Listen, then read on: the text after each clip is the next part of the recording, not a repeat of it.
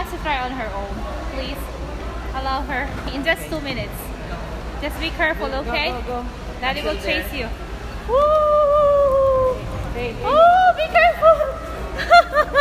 That's so scary. There you go.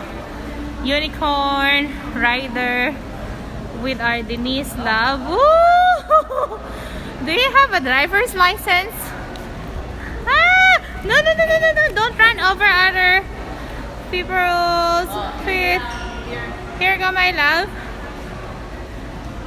You need to practice first. Okay, Daddy will go with you, okay? You drove so fast. Look at, I'm sweating. There you go. Woo! Wow, you're having fun? So I'm super sweating. It's because I'm carrying our stuff here, like our pack lunch water.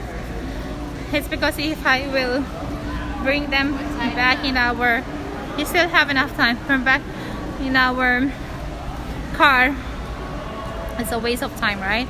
We only have 10 minutes, and that's 10 minutes you will pay $8. How much is the $8, guys? So 40 times 8, you still have enough time. This is like 350 pesos only, but the joy that we can give to our kids is much more than that.